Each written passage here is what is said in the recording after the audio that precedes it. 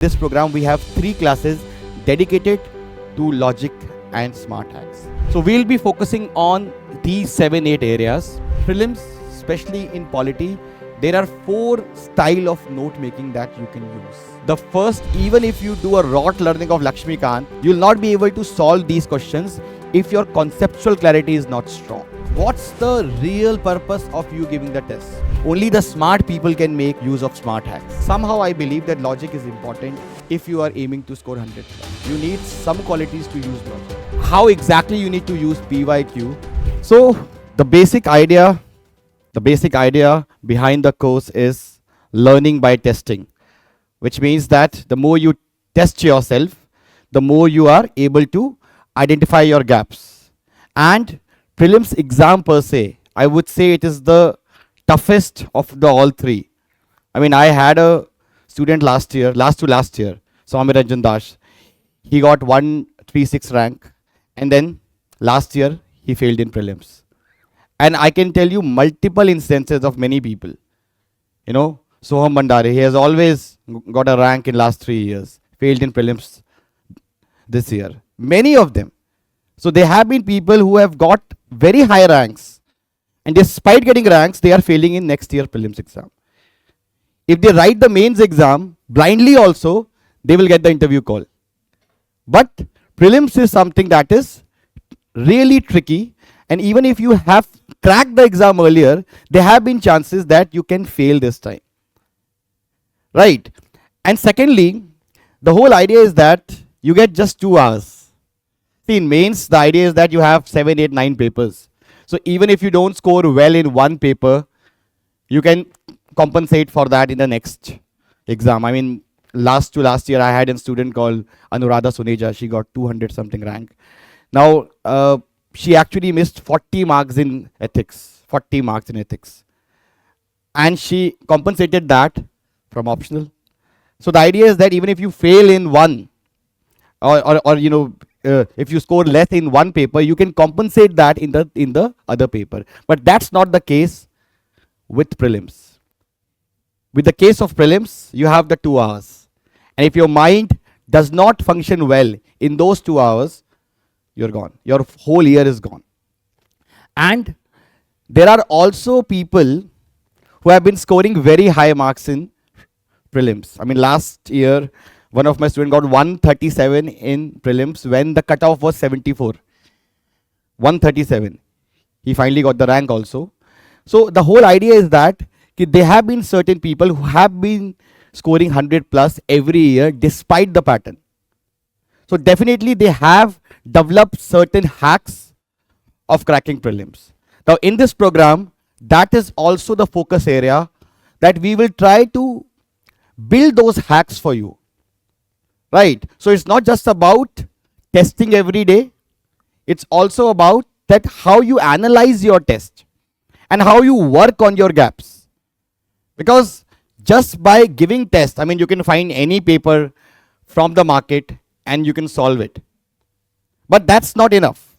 You need to identify that why you are getting your questions wrong and how can you improve that. Right?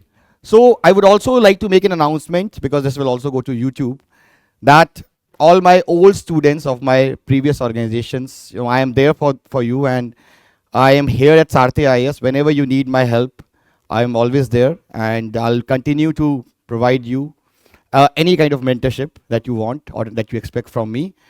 So that's there. I'm always available. So let's start with this process.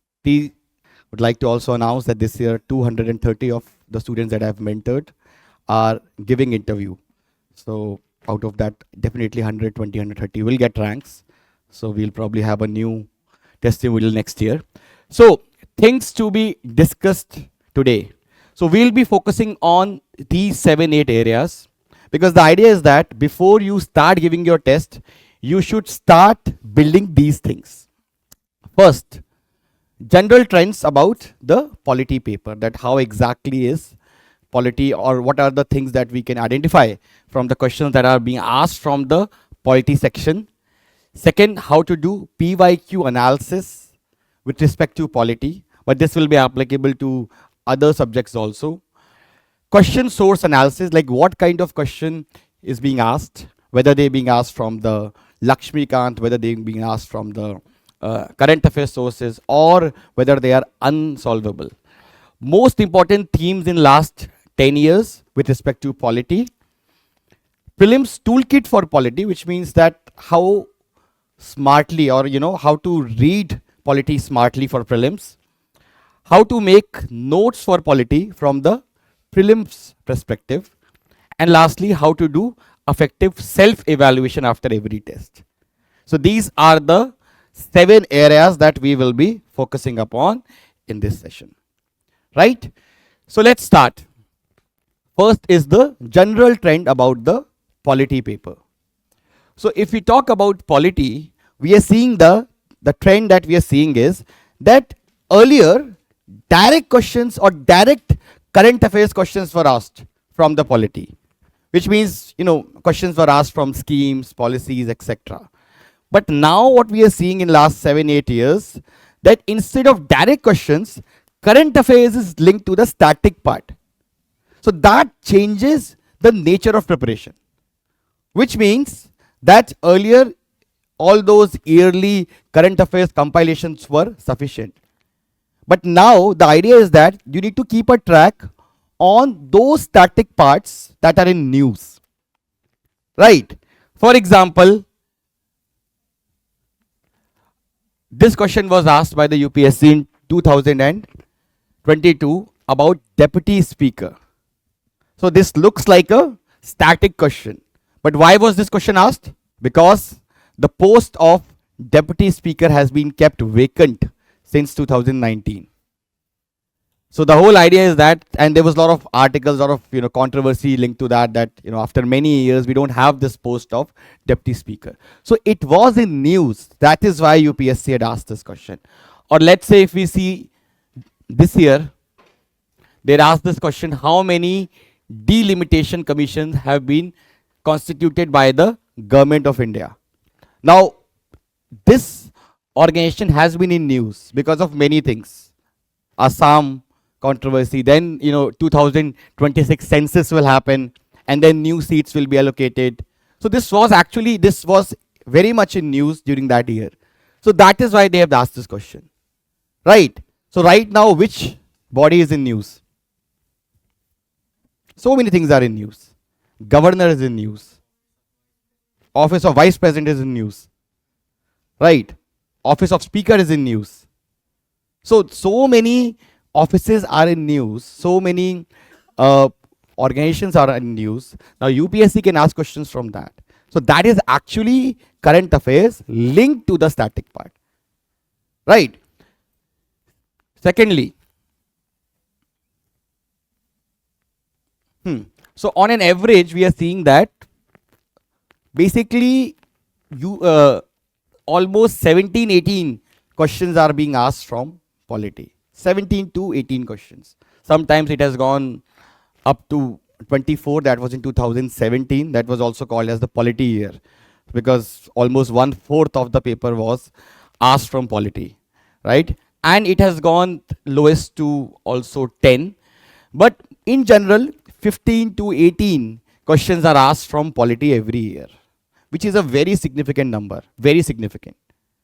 Because 15 to 18 questions means that if you can attempt 80% or 90% of that well, and we can actually attempt, because that we'll see in the next trend also, then that solves your case.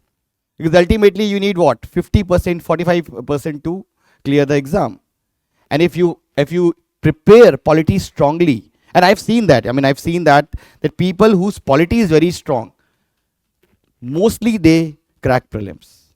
Because if you have a strike rate of 90% in 2 or 3 core subjects, then ultimately 10-15 other answers you can manage from the other parts, right? When I used to prepare, I ensured that economics, polity, history, these were my 3 core areas. I used to always go for 90 to 95% strike rate in these 3 areas, and that ensured that 40 questions मेरे first round में ठीक हो जाते थे. तो उसके बाद क्या करना है, 15-20 क्वेश्चन और मैनेज करने हैं, right? So that's why polity is important, because polity is also easy compared to, let's say, other subjects, right? UPSC trend has changed like anything, but somehow polity has remained more or less the same, right? That's why I would say that's what you call as a smart way of preparation, that you focus on those subjects that you can think of scoring high, right? Then if we see, that's the very important thing, that 85 to 90% questions that are asked in polity, they are solvable from your basic source. Basic source means Lakshmikant, NCRTs, yearly compilations, and logic. And that makes polity so important, that it is only polity that gives you that opportunity that you can definitely have a strike rate of 90%. You can have a strike rate of 90%. Even in 2023, because that's a trend we have, if we see here. So that's the trend that we have. So even in 2023, there were just 3 questions that we call as unsolvable. The reason why we call it unsolvable is because they are very hard facts. Logic also cannot be applied in that. They are not asked from the basic sources that most of the aspirants are referring. That was the peak. Except that if you see last 5 years analysis, this year all the questions were solvable. 2022 all the questions were solvable. 2021 1. So bearing these 5 questions in last 5 years, all the questions that have been asked from the polity can be solved either through your basic books, which means your Lakshmikant and your NCRTs, your yearly compilations, that means the current affairs, smart hacks, which means logic, use of elimination, or conceptual clarity. So if you have that, you can solve it. That makes polity very, very, very important subject. कि यहाँ पे unsolvable बहुत कम है, और क्योंकि solvable part इतना ज्यादा है, तो अगर आपने अच्छे से लक्ष्मीकांत और एनसीईआरटी और अपनी कॉन्सेप्चुअल क्लैरिटी बिल्ड कर ली, then you're good to go in polity. Good to go in polity. Right. So if we see some examples, these are the basic books wale, just the example. Money bill, that is there in the Lakshmikant. This is also there in the Lakshmikant. Then these questions require conceptual clarity. So legislation which confers on the executive or administrative authority an unguided and uncontrolled discretionary power in the matter of application of law violates which one of the following articles? What's the answer? Article 14. We have to treat everyone equally. So it requires a bit of conceptual clarity. Or let's say this. What is the position of right to property in India? A, legal right available to citizens only. B, legal rights available to any person. C, fundamental rights available to citizens. And D, neither fundamental right nor legal right.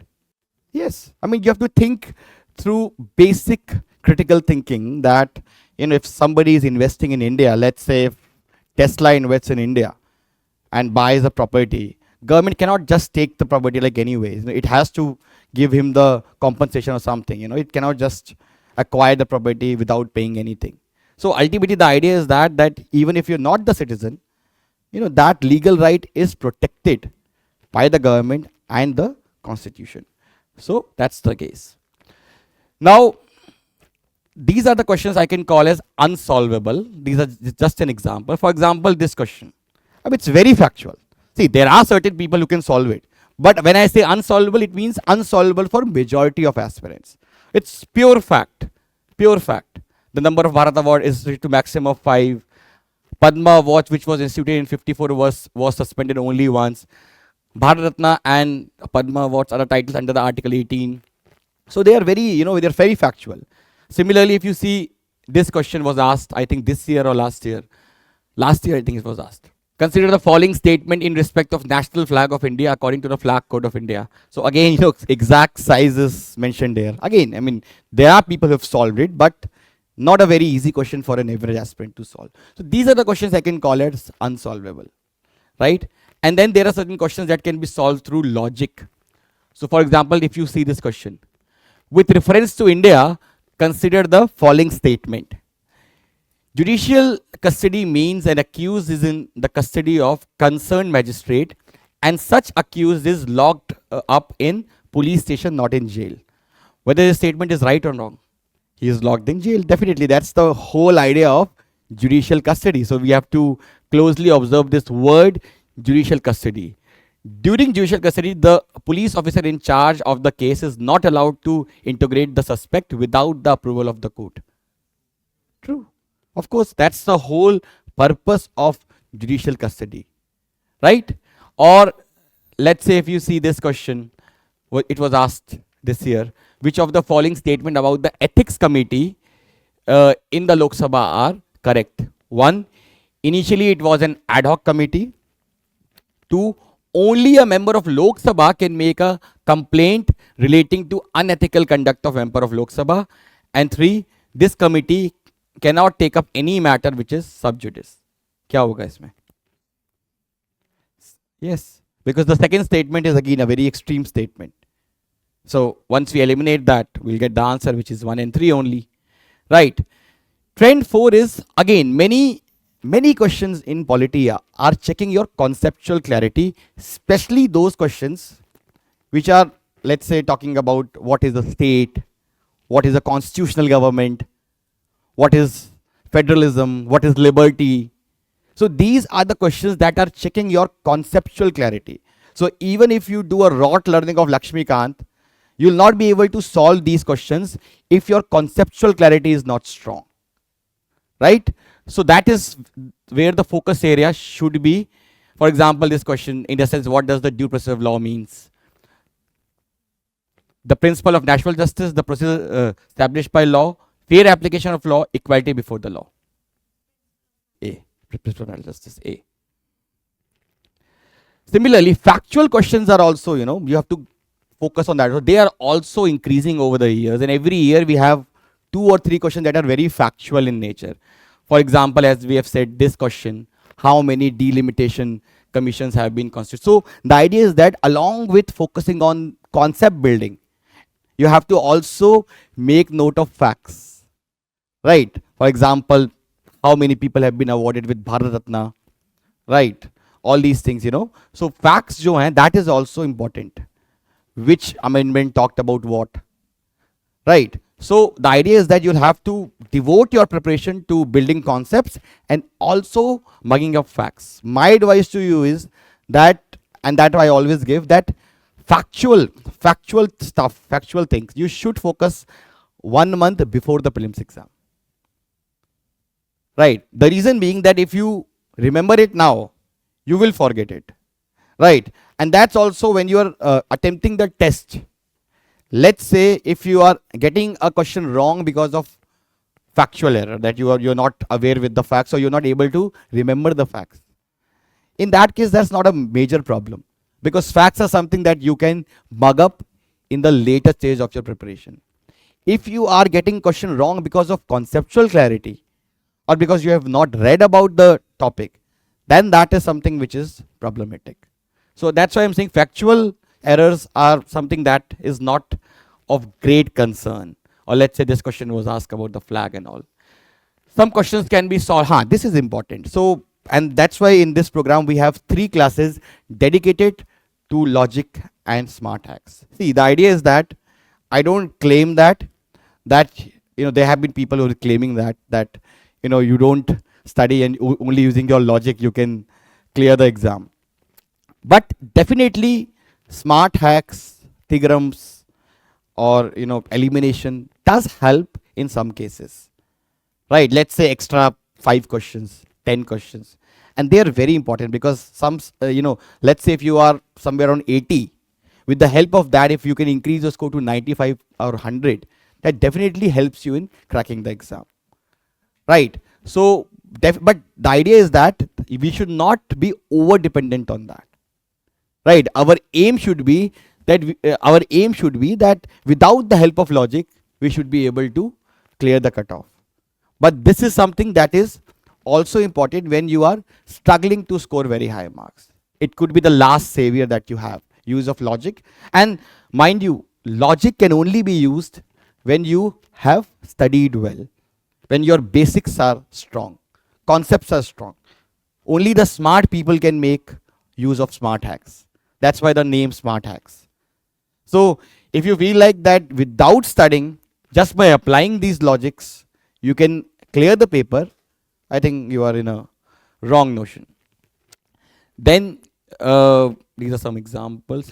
If you see this question, consider the following statement regarding the Nari Shakti Vandana Adhiniyam.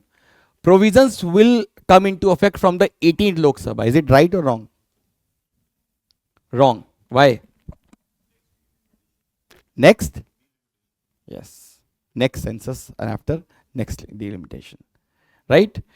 So once you eliminate the statement 1, you will automatically come to the answer. Then, trend number 7. History of Indian political development post-independent.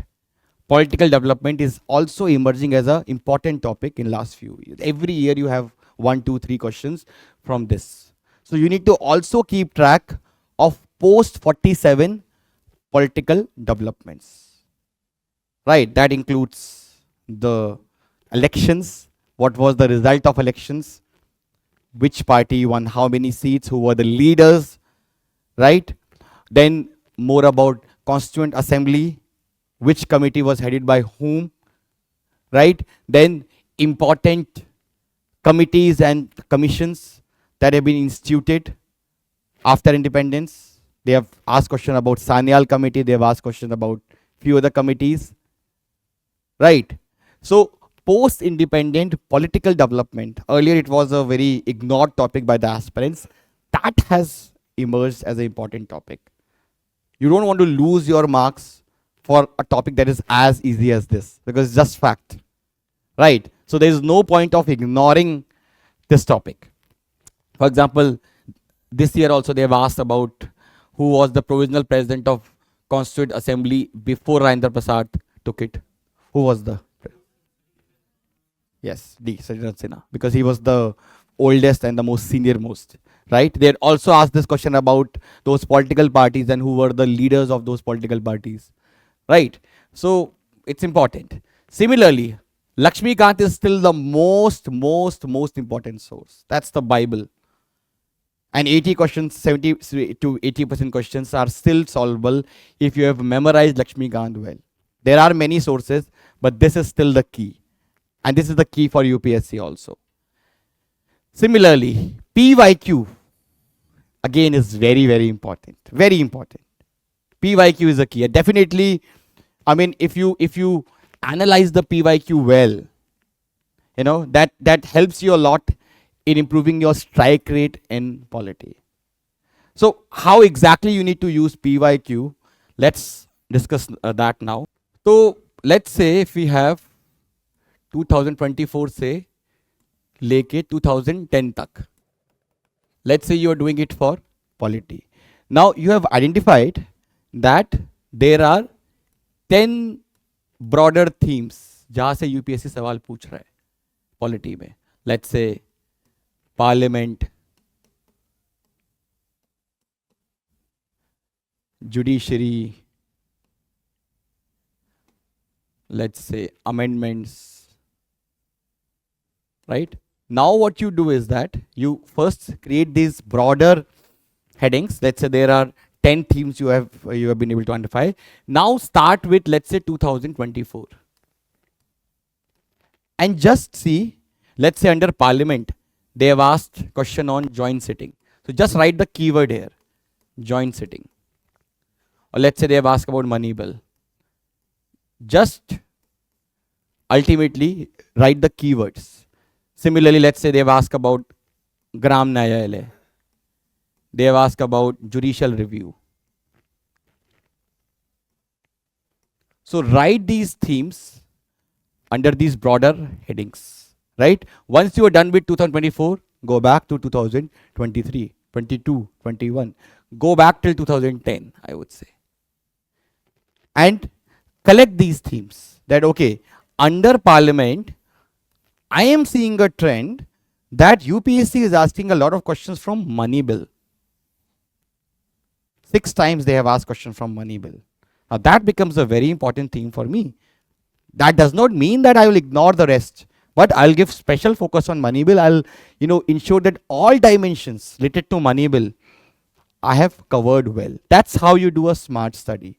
Otherwise, you have a Lakshmikant book, bulky book, you will give equal focus to everything. But the smart way of doing it is that you prioritize the topics, that these are the themes that UPSC is focusing a lot upon. Right? And other than that, you also need to see the trends. For example, let's say by analyzing the PYQ, you are seeing a trend that UPSC is asking this a question or this statement a lot, that it is not mentioned in the constitution. The constitution mentions this.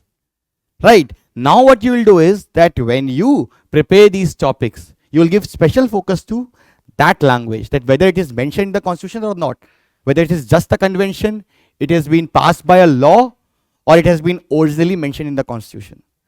So that's how when you cover these topics, you know that these are the areas within these topics, these are the dimensions I need to give special focus upon, because UPSC is asking that.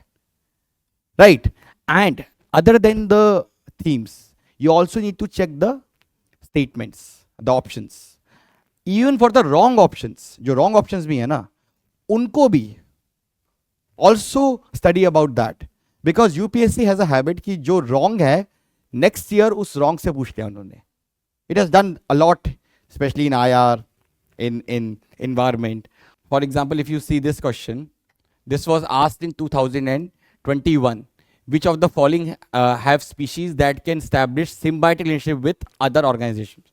तो यहाँ पे Cnidarians हैं, fungi है, protozoa है, right? Answer I think is 1, 2, 3. Now next year what they did was, so the idea is that how to do an PYQ analysis. You actually Google about all three, right? Once we Google about fungi, we see that these are the insects that have symbiotic relationship with other organizations. So for example, you have ants, you have beetles, and you have termites, right? Now once you have Googled that, now what UPSC did, next year in 2022, UPSC has asked this question. Certain species of which one of the following organizations are well known as cultivators of fungi? Right? So from that options, they have asked the question next year. So that's why it's so important that you don't just need to check the right answers, also the wrong options, or जो भी options दिए हैं, उन सब पे you have to prepare a study material, Google it down, right? So once you scientifically analyze the PYQ, I think 40% job is done. So if you see just a sample, I mean, see this preamble. Every 2 years, 3 years, UPSC is asking question on preamble. Or if you see this, what is the, which of the following statement best reflects the chief purpose of constitution of the country? Now, similar kind of question has been asked 5 or 6 times in last 10 years. It was asked in 2023, it was asked in 2021, it was asked in 2014, it was asked in 2020. Right? So, if we solve this, which one of the following statement best reflects the chief purpose of constitution of country? 1, it determines the objective for the making of necessary law. 2, it enables the creation of political offices and a government. C, it defines and limits the power of government. And D, it secures social justice, social equality, and social security. What's the answer? The main purpose of constitution is to limit the power of the government. So once you know that this is the important theme, definitely you will prepare for it. And you are ready that if a question is asked about constitution, I know that it's all about limiting the power of the government. Or let's say if you talk about money bill, every 2 years, 3 years, it is being asked. Now, if we do an analysis of last 10 years, 2014 to 2024, or 2015 to 2024. Now, basically, I would say this parliament is the most important theme of polity, because it is asked every year. 10 out of 10 years, a question on parliament is asked. And also, it is not just asked. The whole idea is that 2 to 3 questions are asked from parliament almost every year. Right? So that makes this topic so important. You can devote a significant amount of time on parliament because you can be very sure that 2 to 3 questions are definitely there from parliament. Right?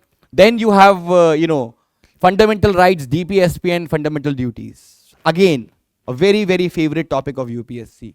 8 times they have asked question in last 10 years. Again, that is an area that you have to give special focus upon. Constitutional and non-constitutional bodies. Again, 8 times they have asked in last 10 years.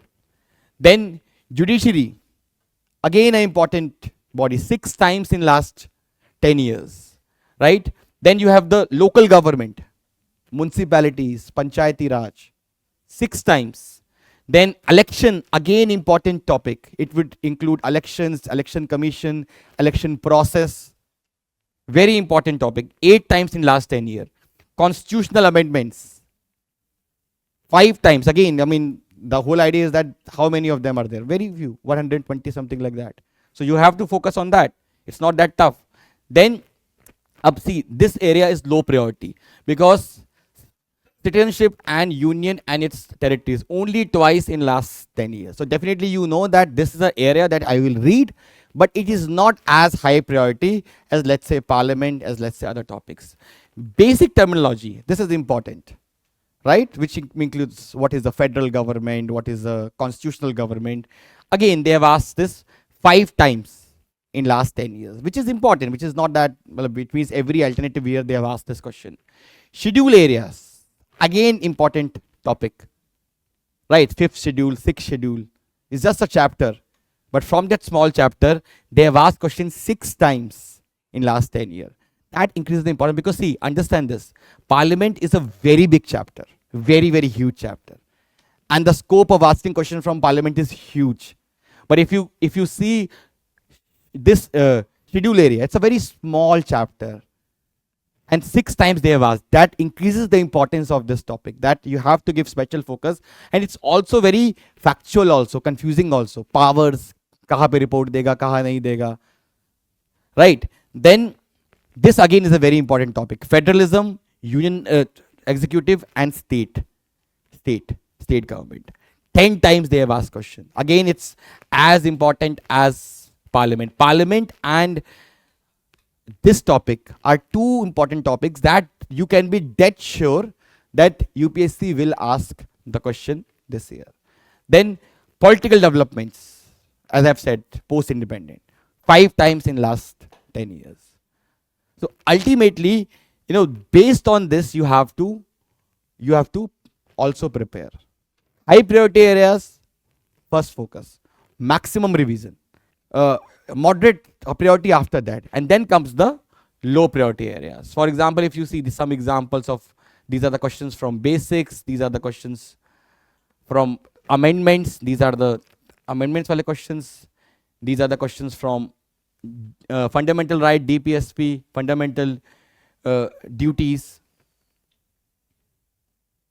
So that this is the government, this is the topic from system of government, again very important. So the main advantage of parliamentary form of government is that, or one of the following statement, choose the one that brings out principle underlying the cabinet form of government. Then if you see this question, Indian parliamentary system is different from British parliament system.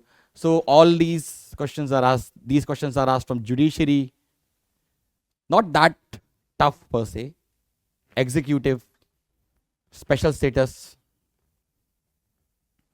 constitutional and non-constitutional bodies. Now let's go for the part D, which is prelims toolkit for polity preparation. So when you are reading any chapter, there are two ways to read. One, that you give a lot of time to it, and even after giving a lot of time to it, you end up getting the question wrong from that topic. Or second is, you prepare more smartly, analyze the kind of questions that UPSC is asking, closely observe the language, and then after that you go back to your book and study those topics. So first important, so there are 6 things, 6 I would say indications that I've identified based on the PYQs, that you need to give special focus while reading any chapter from Lakshmikant. First, very important thing is uh, whether it is mentioned in the constitution or not. Whatever chapter you are reading, whatever provision you are reading, you need to give special focus on whether it is mentioned in the constitution, or it is provided by the law, or it is just a convention. Right? For example, if you see this question, consider the following statement. The Constitution of India classifies the ministers into 4 ranks: Cabinet Minister, Minister of State with independent charge, and Minister of State and Deputy Minister. Is it right or wrong? Wrong. Constitution never mentions about this kind of classifications. Right? So, or let's say if this question was asked in 2014. Consider the following statement regarding a no confidence motion in India. There is no mention of no confidence motion in the Constitution of India. Right or wrong? It's right. There is actually no mention of no confidence motion in the Constitution of India. It is developed through parliamentary procedures and conventions. Right? So that's what I'm saying. Now when you are reading a topic, give special focus to this.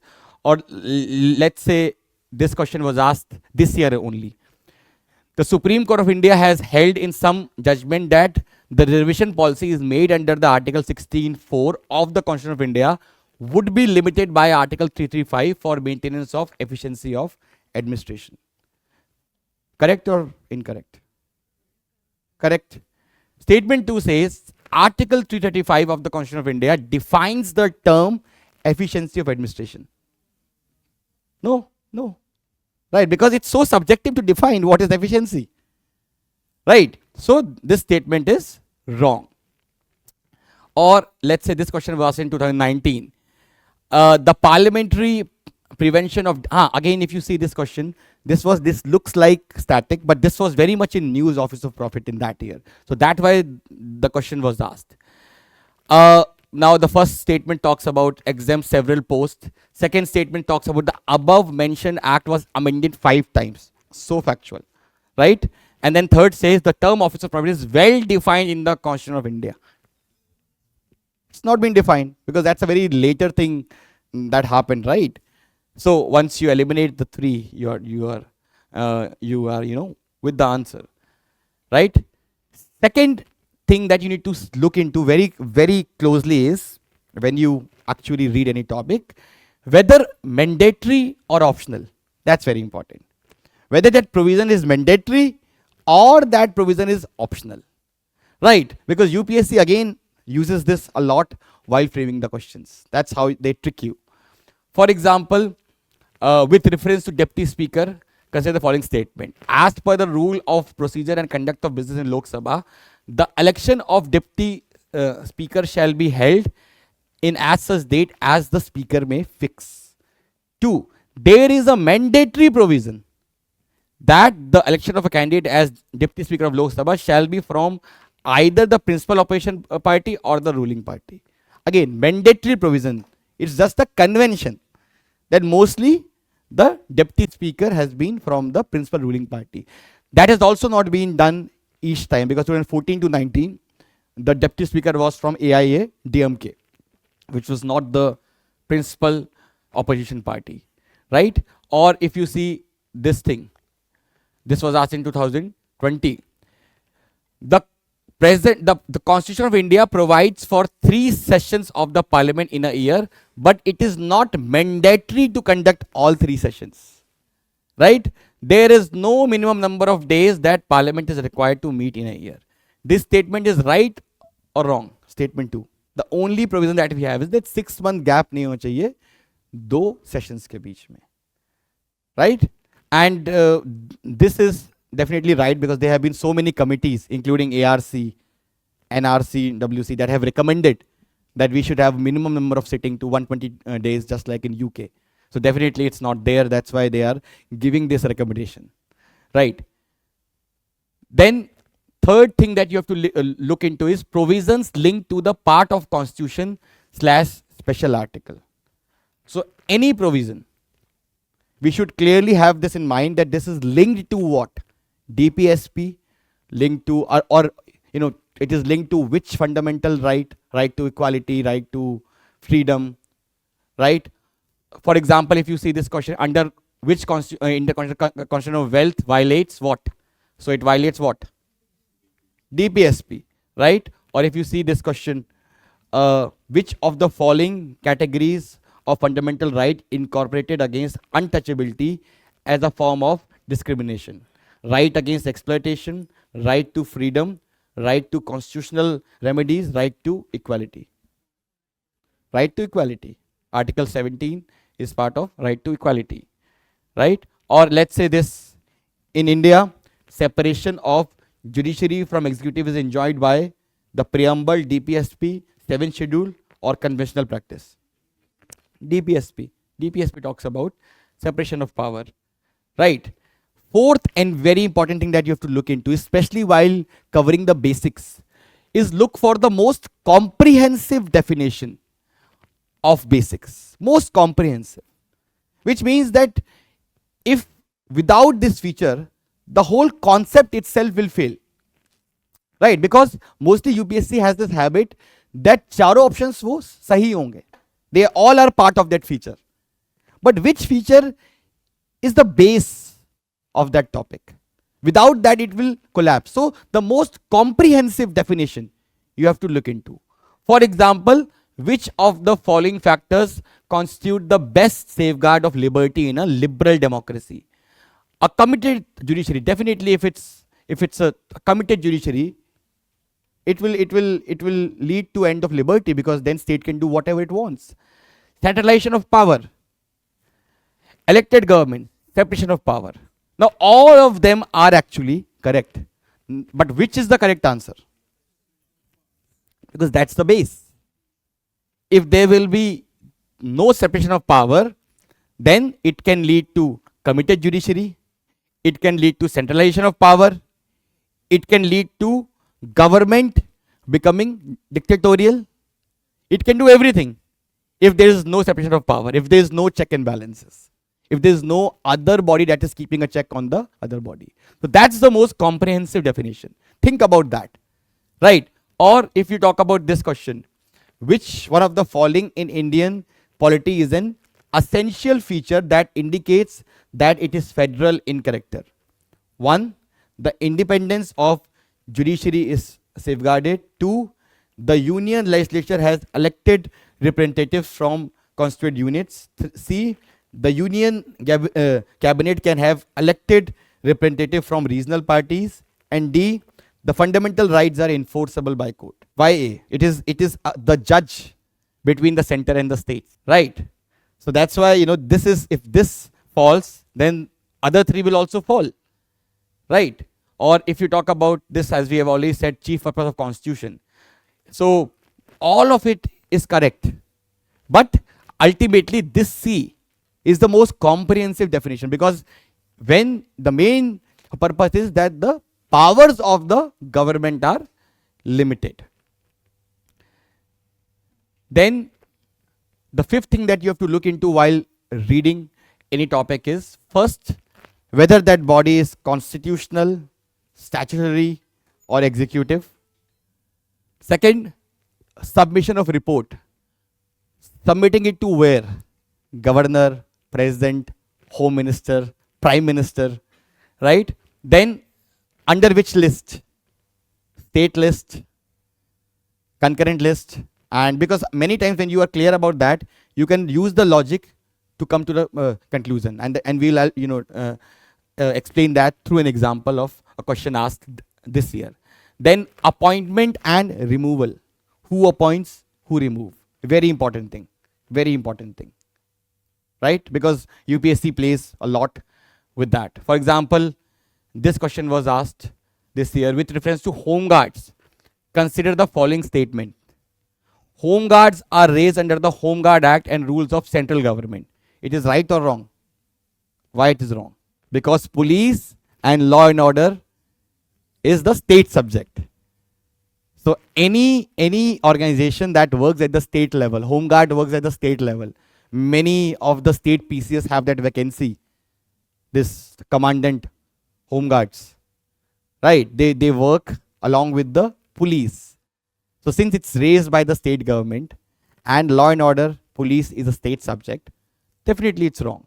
So that's why I'm saying that if you're aware about the list, that which topic is under which list, it can help you solving the questions through logic, right? Then if you see this, with reference to schedule areas in India, consider the following statement. Within a state, the notification of an area as scheduled area takes place through an order of the president.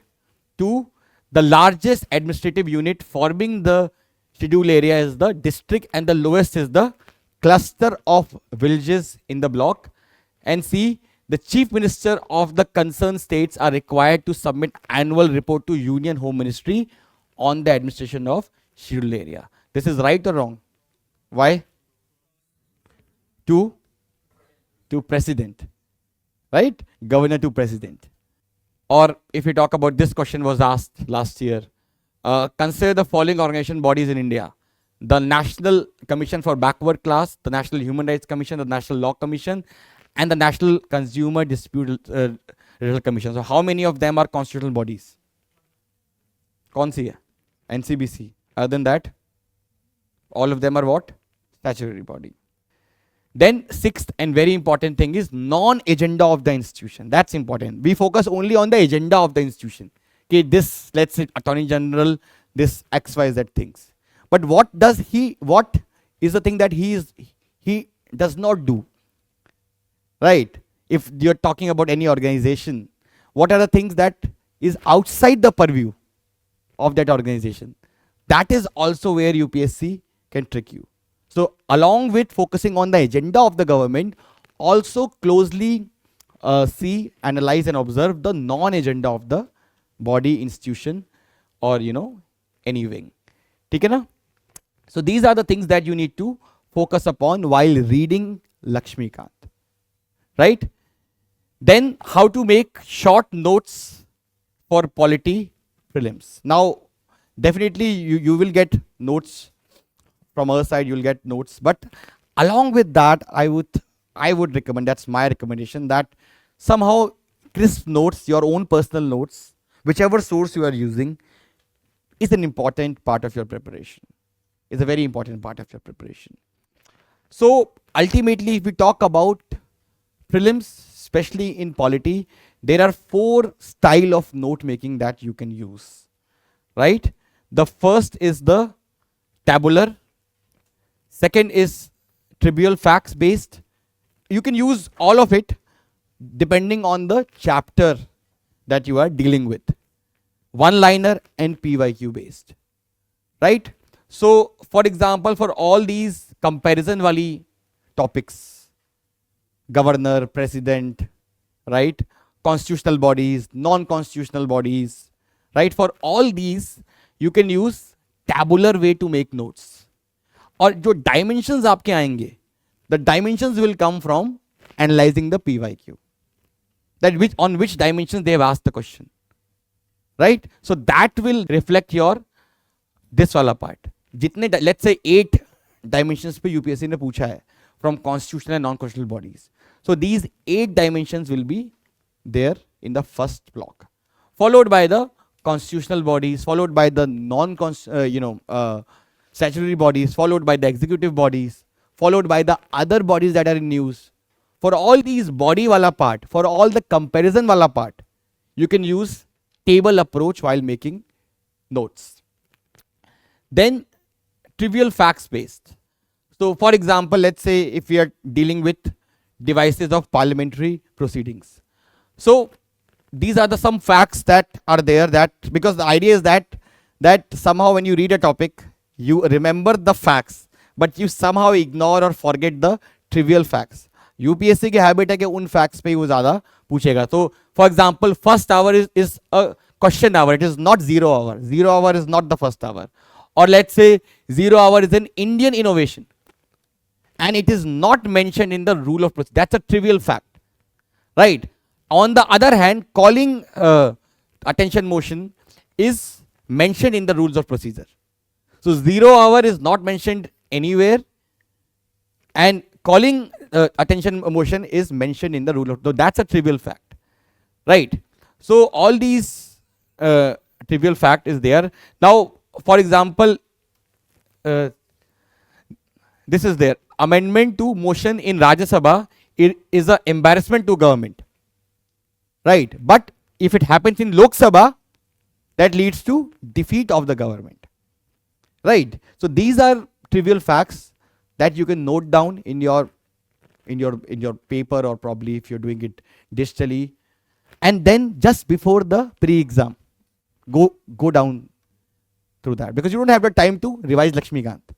So you can just go down these trivial facts wala document and just revise that so that you don't miss it on the exam day, right? Then PYQ based note making, that I've already said that, when you're making notes, mention that whether it is mentioned in a constitution or not, right? You mention the non-agenda clearly. You mention whether it is mandatory or optional. So you do a PYQ based note making. And fourth is one pager notes. That is more relevant for mains. When we will be starting the mains program here, then I'll explain more. But even for prelims, these are the notes of my student Aditya Pandey, AIR 48. Now, these are his notes of union and territories. So what he did was he made 3 kinds of notes. One was those bulky notes, followed by more broader notes, and followed by these one pages that he could revise just before the pre-exam. So if you see in one page, the whole chapter of union and its territory is there, which includes all the important Supreme Court cases, all the important instances, all the important amendments, all of this. Finally, he has also drawn the map highlighting the states that were born after the reorganization. So all these articles are there, Article 4, Article 3, in very simple language he has written, in a language that he can understand, right? So all that is there in the one page. So just before the exam, आपने एक बार इस page को revise किया and you are fit to go. So out of these 4, you can use any of it. You can use, my advice is you can use all of them. Depending on different chapters, you can use different format, right? But it's important to have, I would say, self notes, because that is your note, that's unique to you. Because the notes that any coaching is giving, that is available to hundreds of people, aspirants. But what is so unique about your notes, right? So we'll help you with that note making. I'm also there. So if you make notes, you can come to me and show me that whether you are making in a right track or not. I'll give you that thing. Now, how to do post-test assessment? That's again very, very important. So the whole idea is that you are giving the test, that's fine. But what's the real purpose of you giving the test? To improve. To improve. Right, that's the real purpose. It's not just you're giving the test for the sake of giving the test. You need to improve after every test. Let's say if you have given 20 tests, and even after 20 tests, your marks are not improving, or you are not able to identify your mistakes. You are giving the test, you're going back to Lakshmikant, reading it again making the same mistake, again not scoring well. Then that could be a lot of discouragement, right? For example, I can tell you something which happened to me. So from last 13 years, I was facing this problem of chest pain. It was a persistent problem for last 13 years. And mostly it used to happen in the winter time. And literally it used to make me very nervous, because you see, aajkal COVID ke baad se, young people are dying with heart attacks, cardiac attacks. So many of them have died. And I did everything, every test, all that treadmill test and all that, eco stress, everything I did. Everything was showing fine, but I was having this problem. Now, every time you had that chest pain, you have that feeling that I'm going to die. Everything is happening. It could be very depressing and nervous, right? So day before yesterday, again I had the same problem, and I rushed to the hospital. This time I said I will do all the tests. You do everything, but I need to know the reason why it's happening, right? So ultimately everything happened. Then finally there's a concept called city angiography, which is like they don't do it the invasive process, just fill a dye and that's done. And they give you the whole update of your heart, that how much is blocked, everything. So I did that. Now finally I got the truth that it is because of some kind of gastric issues, not related to heart. After 13 years of me living in a kind of insecurity that what's happening to my heart. It's happening from 2011 per se. Now I am very relaxed. So it's a gastric thing. It's just some lifestyle changes and you are done to go. You're fit to go. Right. So after understanding what my problem was, now I think I'm more relaxed. That's also the case when you're giving the test. And ultimately, if you are giving the test and you are not scoring well and you're not able to identify your exact weakness, exact problem, exact gap, then you'll always remain anxious, you'll always remain underconfident. But the moment you understand that, okay, I am scoring low because of this weakness, then that confidence builds up that I will rectify this weakness in next 3 months, 4 months, 2 months, right? So as a part of this program, we also give you this report card which you have to fill and bring it to the mentor, and then mentor will give you the prescription. So let's say if you attempt, and you have to fill it every day, that's something which is mandatory.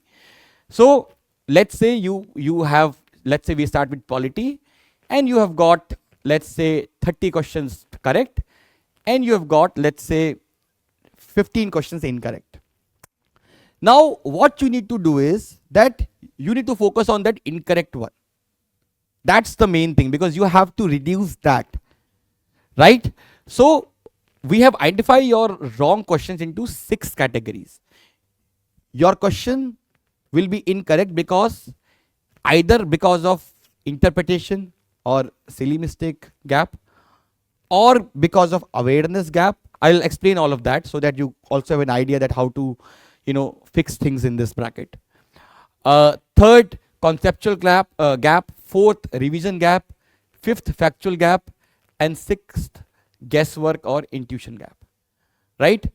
So the whole idea is that let's understand that how you categorize things. So first thing is that the whole idea is that let's say you know the question, but unfortunately because of hurry you missed the wrong option, or probably the question was which of the following are incorrect, you interpreted that which of the following are correct, right?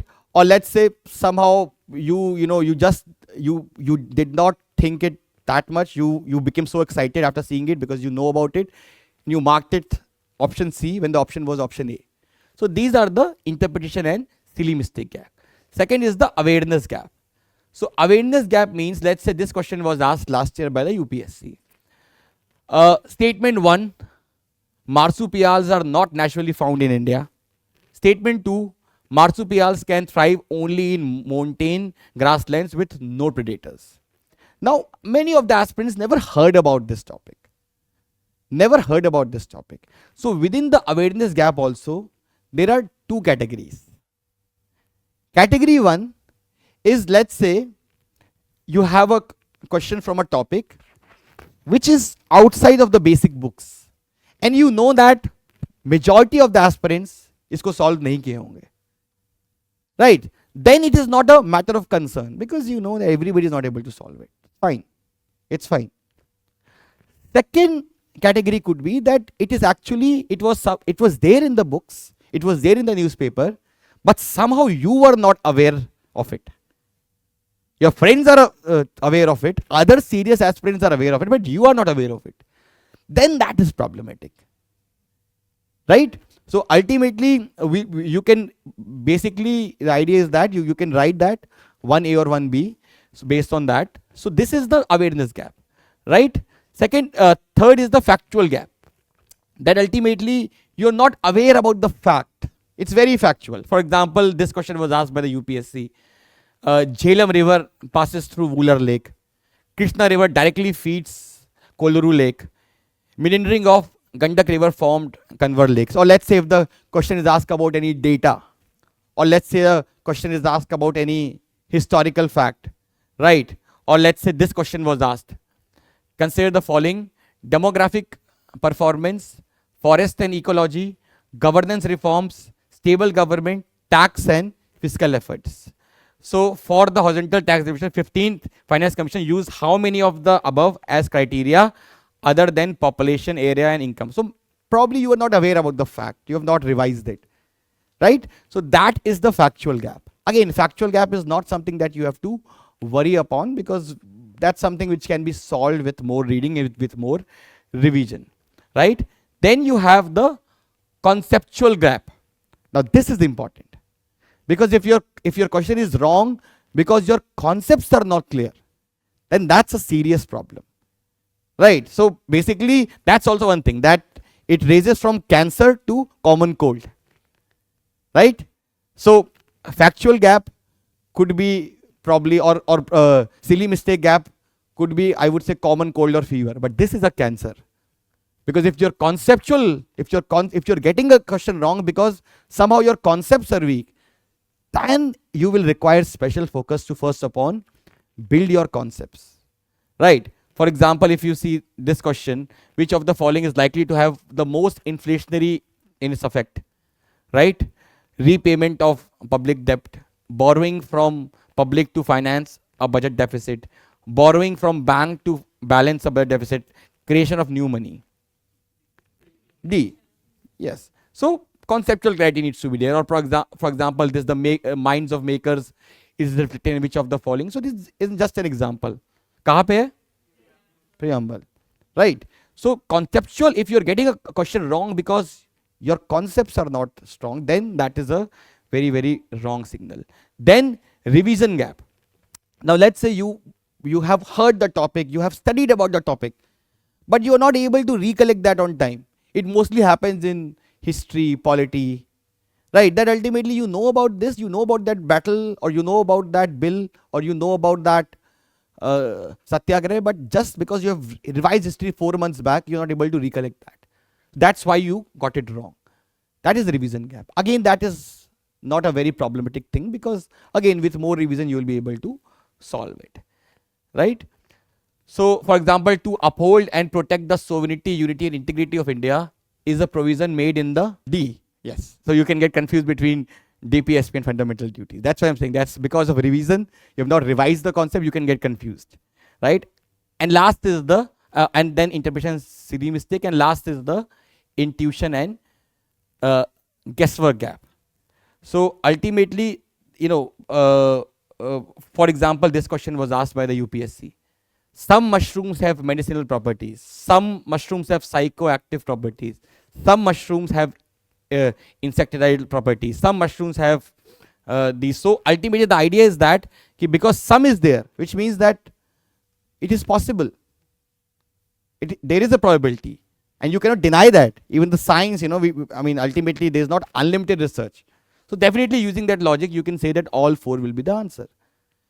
So ultimately you could have used the logic, but you did not use the logic, and because of that you either got the question wrong or you somehow missed it. Then that's also a problematic thing, because somehow I believe that logic is important. If you are aiming to score 100 plus, you need some qualities to use logic.